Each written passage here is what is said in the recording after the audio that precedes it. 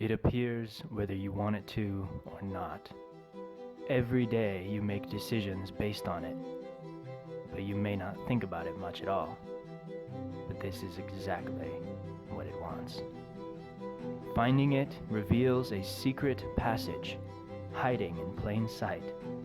It's why some people know how to sell and others simply can't. It's why you can't quit your job or be the person you want to be. It's why you don't do the work that matters and why you won't make the hard decisions.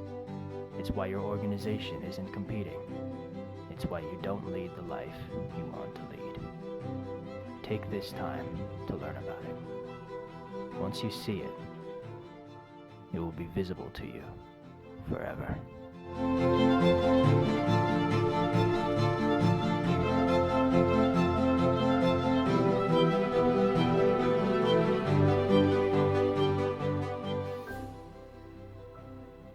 Welcome back, ladies and gentlemen, to Sober Social.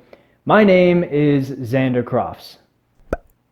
For those of you who don't know me, I am a teetotaler, and I have been since I was 13 years old, and I teach people how to be bold and have fun and allow it to be easy out in the social arena. What we're going to be discussing in this week's video is the flinch, which is essentially a term coined by Mr. Julian Smith in his book of the same name. I'll link a link in the description below for a free download, so you can go and download it and read it for yourself. It's a very quick read. It's a free download of just basic PDF format. It'll probably take you less than 30 minutes. What we're going to be going into in this video is what the flinch is, why it matters, and most importantly, what you probably won't be getting as much of in the book, is my best advice for how you can go about actually conquering this insidious influence in your life for yourself. Because I really don't want this to be just another video for you to watch and forget. I want it to, if it speaks to you and you notice those opportunities in your life where you could definitely improve, I want this to be the catalyst where you transform or begin to transform your life for the better. So let's do it. All right, so first, for the boring stuff, what is the flinch? Well, according to the dictionary, the flinch, or to flinch, is to draw back or shrink as from what is dangerous, difficult, or unpleasant. To shrink under pain. Wince. So basically, the flinch is fear. It's basically just fear.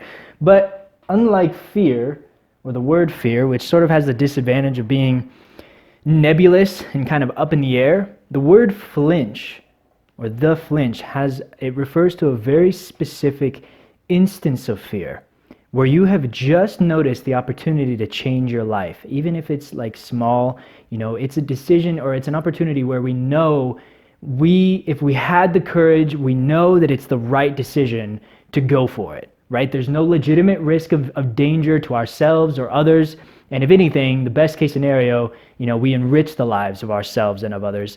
And therefore, the worst that could happen, it doesn't even compare to the best that could happen, which, let's call it out. What's the worst that could happen in the social arena? You already know it. Rejection, right? It's pretty much it. I mean, I understand that there are exceptions, but for, generally speaking, the very worst that could happen is rejection, which is, of course, not actually threatening to us. And in fact, it's actually quite a good skill to learn how to get rejected and be okay with that and know that you're okay on the other side. But the main thing to notice about the flinch, okay, is that it arises only when it counts. It is only in those very specific moments where there's something being handed to you. There's some opportunity that's been given to you, and the flinch can therefore be used as sort of like a compass. You feel the flinch and you're like, oh, something matters here. There's something that the flinch, this insidious flinch, is trying to keep me away from, and I can use that to my advantage because I know if I turn towards it, generally speaking, obviously, if you see a lion in your living room, you're not going to want to go and try to pet it. But generally speaking, if we feel the flinch and we can notice it, give it a name, which we've already done, we notice it, and then turn towards the discomfort, towards the uncertainty, we can tremendously change our lives for the better. So, here's the good news, okay? Well, more good news. The flinch's greatest defense of itself, or, really its only defense to survive, is your unacknowledgement of it, okay? Every time the flinch strikes, it's only right when it counts, because it knows first of all, it has the greatest impact when it strikes you only when it counts. But the other thing too is if it only strikes you right as it matters, and then it kind of ceases and it doesn't bother you anytime before or after, it stands the greatest chance of never being noticed by you. And so it stays invisible. It remains lurking in the shadows, just waiting to strike, but it only can strike right when it matters. But you can count on it to always strike right when it counts, and therefore you can use it as a compass. So, the flinch is basically fear, but it's a very specific instance of fear where it matters, it counts. Its greatest defense in order to survive is keeping your attention off of it. Knowing these things, we've given it a name, which already makes it so much easier to understand it and to notice it when it happens. Now, what are some final thoughts on how we can actually, in those moments where we're gripped by the fear, conquer it and dramatically change our lives for the better? Number 1, get a taste for the unknown. Now listen, I get it. Depending on where you're at in your journey, this might be easier said than done. I've been there. I totally understand. And even now, right? Like my social skills, nothing socially pretty much comes naturally to me. I have to use little strategies to get myself out of my shell, and then I can kind of relax into the unknown. But I've found that using the right language and visualizing the right outcomes, and then attaching the correct emotional responses to all of that, it makes it very easy and sort of natural to develop an acquired taste to that unknown. Because I know that it's only in the unknown where the truly unpredictable can happen. It's in the unknown where I can feel alive and free, and I have legitimate reason to be excited about what might happen. I have no idea. There's a number of things could happen. That's the only place where you'll find that feeling. And more than that, as you become more comfortable and learn to enjoy and relax into the unknown, you'll develop greater and greater faith in yourself, because you'll see all of these things that were so scary, right? And they seem so impossible, or if not impossible, very frightening and uncertain, and it's anxiety inducing, like it's uncomfortable. All of those things that were all of that before, you suddenly have competence in, you have a certain degree of control over, and you're getting better every time you go out or whatever. So anyway, just have patience with yourself, be kind to yourself, visualize the right things. We'll talk about all this in later videos, but I think that what you'll find is it's inevitable that you will develop a taste for the unknown as long as you're taking this game seriously and you're approaching it the right way. But be patient, be kind to yourself depending on where you're at. Number 2, be quick. The longer that the flinch stays around, the longer you allow it to linger. Like if you go out into the bar or the club, and instead of approaching the very first people that you see, which I've done this on plenty of occasions, made that mistake, trust me, more than I should.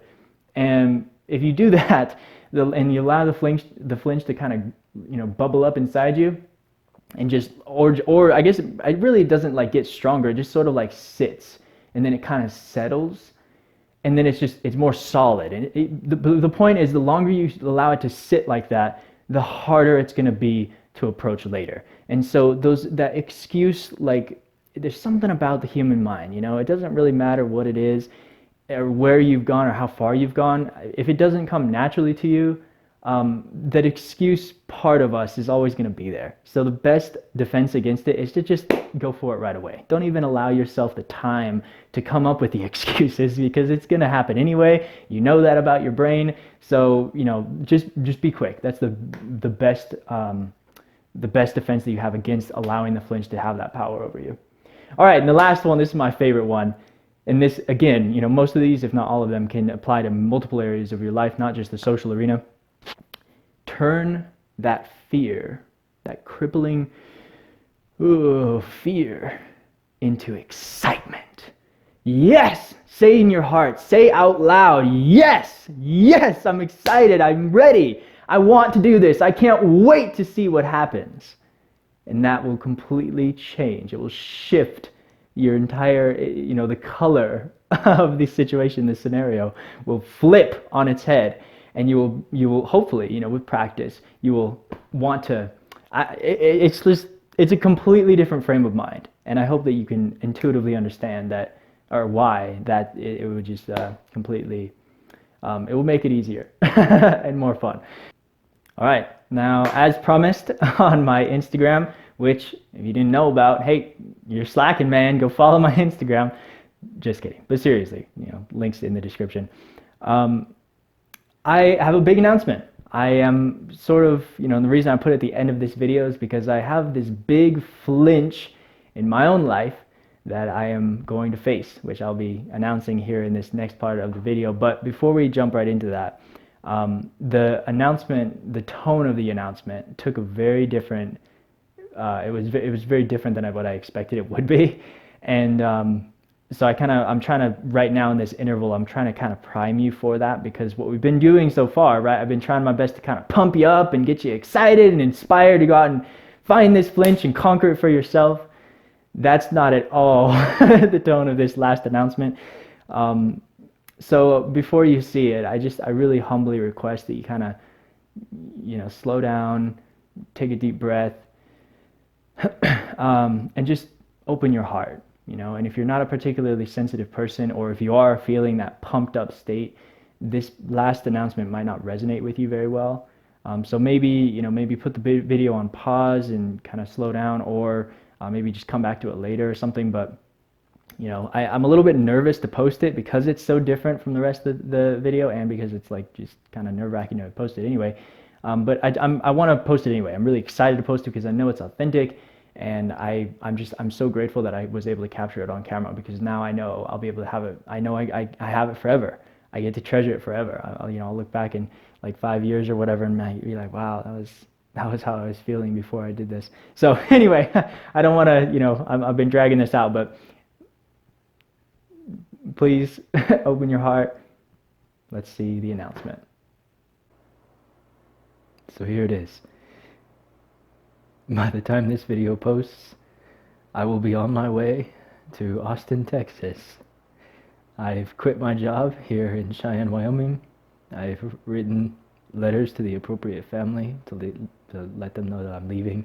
I couldn't take the risk of telling them in person because I don't want to be talked out of it. That's why I'm teary. I just wrote a letter to my mother. But I'm scared. I'm really scared. But I have no doubt in my mind or my heart, that this is the right decision. I'm taking a leap of faith. And it feels incredible. I'm sorry that I am so emotional, but it's good for you to see this side of me as well. I'm taking a leap of faith because I know that this is what I need. I have been sheltered for too long, and I just have no doubt in my mind. I know that the road ahead is going to be bumpy and frightening and uncertain, but I'm thrilled. I actually have imagined this, and I've done a lot of thinking, and I've imagined even, lying awake. I imagine myself on a stranger's couch somewhere in Austin, Texas, lying awake, afraid, and feeling lonely, feeling like, can I trust these people? And wanting maybe even to cry, like I am right now in front of you. And wanting so desperately the warmth of my mother. And, obviously not having it conveniently available. I've imagined that. And yet I am still 100% certain that this is what I want, that this is what I need, because it will develop my faith. So, I I didn't expect this video to end on such an emotional note, but I hope that it's resonated with you. Sorry. Ugh, I feel like a girl. I can't wait to see you guys next week. Stay with me, my friends. The story will only get better from here. See you next week.